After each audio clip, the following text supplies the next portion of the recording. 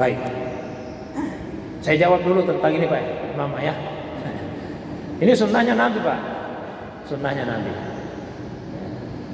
Semua yang kita lakukan dengan niat untuk mengikuti Nabi SAW itu pasti ada keutamaannya. Ittiba kepada apa yang dilakukan oleh Rasulullah SAW. Bahkan katakanlah kita ikuti pendapat ulama yang membagi apa yang dilakukan Nabi menjadi dua macam, sunnah tasri'iyah dan sunnah ghairu tasri'iyah. Kan ada yang bagi begitu. Ada sunnah yang merupakan ketetapan syariat, ada yang bukan merupakan ketetapan syariat. Ada, itu menurut sebagian ulama kita. Tapi tetap saja kalau kita melakukan sesuatu dengan niat untuk mengikuti yang Nabi lakukan, tetap itu namanya ittiba. Dan insya Allah ada pahalanya. Kita cintai Nabi, Nabi akan mencintai kita. Dicintai Nabi saja itu sudah kemuliaan yang sangat besar. Ya, para sahabat dulu selalu berusaha untuk mengikuti apa yang disampaikan oleh Nabi atau apa yang dilakukan oleh Nabi. Ada sahabat Pak, namanya Abdullah bin Umar. Inilah sahabat yang terkenal paling berusaha menyerupai Nabi. Abdullah bin Umar radhiyallahu anhu.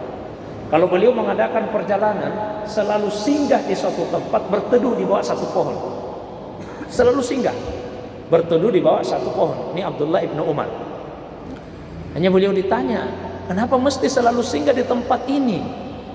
Mau panas, mau tidak panas, selalu singgah. Apa jawaban beliau? Karena saya pernah sama-sama Nabi mengadakan perjalanan, dan ketika tiba di tempat ini, Nabi turun dan berteduh di sini. Maka saya setiap lewat, saya selalu singgah. Itu mengikuti apa yang pernah dilakukan Nabi. Ada sahabat Pak kalau salat, selalu dia lepas satu kancing bajunya. Selalu dilepas satu. Saya tanya kenapa begitu? Saya pernah melihat Nabi salat lepas satu kancing bajunya. Nah, itu Nabi tidak sengaja Pak melakukan itu, cuma karena dilihat. Tapi mohon maaf, ini bukan saya sengaja Pak, memang tidak bisa Pak, ini sudah kesempitan. Jadi sama dengan imam, sama dengan misalnya pakai kubah. Ada yang mengatakan orang-orang Arab semua begitu, tapi kita melakukannya bukan karena mengikuti orang-orang Arab pada umumnya, tapi mengikuti apa yang dilakukan oleh Nabi Sallallahu Alaihi Wasallam. Nah, saya secara khusus, karena ini ditanyakan secara khusus, mohon maaf, kalau saya Pak pakai ini memang amanah, ini amanah, ya, amanah dari mursyid kami di Tarekat Khalwatiyah Syekh Yusuf, Syekh Sayyid Ibrahim As-Sagafwan. Maka beliau amanahkan itu. Dan beliau pasang sendiri Pak. Nah, saya nih pasang sendiri. Saya kira itu dipasang. Setelah dipasangkan, saya beberapa hari tidak pakai. Tiba-tiba suatu hari beliau telepon saya. Beliau sampaikan, Syahrir, kau panggil saya nama saja Syahrir. Saya kasih orang surban itu tidak sembarangan. Pakai itu surban kalau ceramah. Nah, sejak saat itu selalu saya pakai Pak. Dulu saya kesini Pak pengajian, jarang saya pakai. Tapi sejak beliau pesan begitu, jarang saya tidak pakai. Kecuali kalau lagi saya cuci Pak. Karena amanahnya saya, tiba-tiba sore-sore saya ditelepon. Saya tidak tahu ini masalah apa ini telepon. Nah, tiba-tiba yang dia sampaikan begitu. Saya tidak sembarangan memberi orang itu surban. Kenapa itu surban tidak pernah dipakai? Itu tidak pernah saya pakai. Jadi sejak saat itu saya selalu berusaha pakai. Ya, kecuali kalau ada kondisi itu Pak ya. Yang terakhir tadi pertanyaan. Kembali kepada masalah utang piutang. Utang itu masalah yang krusial dalam agama. Sampai-sampai ayat yang terpanjang di Al-Quran surah Al-Baqarah ayat 272 itu masalah utang yang dicerita, bukan masalah yang lain. Masalah utang yang diceritakan. Nabi itu salah satu doa yang sering beliau baca dalam salat.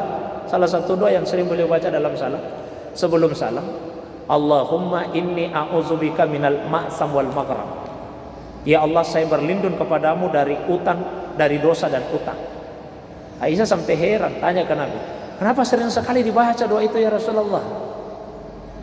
Maka Nabi kemudian menjawab, karena orang itu kalau punya utang banyak dosanya.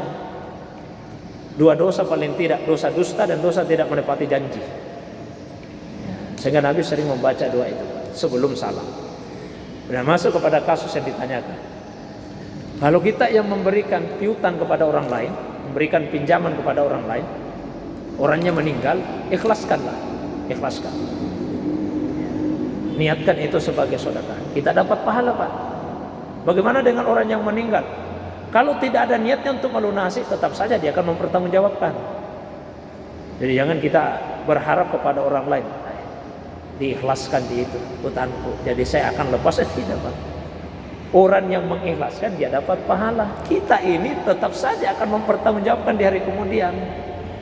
Kecuali apabila disampaikan kepada kita, saya sudah ikhlas, oh terima kasih banyak. Tapi kalau kita tidak punya niat untuk melunasi, tidak ada niat untuk membayar, tetap itu dosa bagi kita. Meskipun orang sudah ikhlaskan, dia yang dapat pahala, kita tetap berdosa.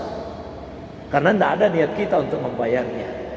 Nah, sebaliknya, kalau misalnya kita yang berutang kepada orang, wajib kita lunasi, Pak. Wajib kita lunasi. Orangnya sudah meninggal, Ustaz. Cari keluarganya. Keluarganya tidak ada lagi yang hidup, tidak ada yang saya kenali. Ya. Seperti tadi, sedekahkan untuk kepentingan umum dan niatkanlah pahalanya untuk yang bersangkutan. Masukkan ke masjid, ini kepentingan umum. Jadi semua yang sifatnya kepentingan umum diniatkan pahala untuk yang bersangkutan. Tapi di hati, Pak, itu tetap ya, niat saya ini mau melunasi, Allah mau meninggal orangnya, tidak ada lagi keluarganya. Ya, saya masukkan ke masjid, saya niatkan sebagai sedekah, pahala untuknya. Tapi tetap kita harus siap. Tiba-tiba suatu waktu datang keluarganya, tetap kita mesti lunasi. Saya kira itu, Pak. Wallahu a'lam. Mungkin demikian pengajian kita untuk subuh ini, mudah-mudahan ada manfaatnya. Mari sama-sama kita tutup dengan doa. Alhamdulillahirabbil alamin. Hamdan naimin, hamdan syakirin, hamdan hamidin, hamdan yuwafi ni'amika fi umazida ya rabbana lakal hamdu kama yanbaghi li jalali wajhikal karim wa li 'azimi sultanik. Allahumma salli ala sayyidina habibina syafiina maulana Muhammad. Allahumma salli wa sallim wa barik alaihi. Allahumma salli ala sayyidina Muhammad salatan tunjina min jamil ahwali wal afat wa taqdi lana biha jami'al hajat wa tutahhiruna biha min jami'is sayyi'at wa tarfa'una biha indaka a'la darajat wa tuballighuna aqsal ghayat min jami'il khairati fil hayati wa ba'dal mamat. Allahumma barik lana fi Sya'ban wa ballighna Ramadan. Allahumma barik lana fi Sya'ban wa ballighna Ramadan. Allahumma barik lana fi Sya'ban wa ballighna Ramadan. Rabbana ighfir lana wa liwalidayna warhamhuma kama rabbayana shighara. Rabbana hab lana min azwajina wa dzurriyyatina qurrata a'yun waj'alna lil muttaqina imama.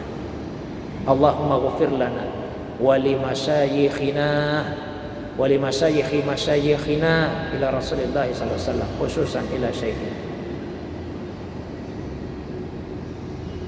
wa li ikhwanina minal muslimina wal muslimat wal mu'minina wal mu'minat al ahya'i minhum wal amwat innaka sami'un qaribun mujibu da'awat ya qadiyal hajat. Allahumma barik hadzal masjid wa barik liman ammarahu wa barik liman shalla fihi wa amila fihi al khair. Rabbana atina fid dunya hasanah wa fil akhirati hasanah wa qina adzabannar. Subhanaka rabbil izzati amma yasifun wa salamun alal mursalin wa akhiru da'wana anil hamdulillahi rabbil alamin. Al-Fatihah.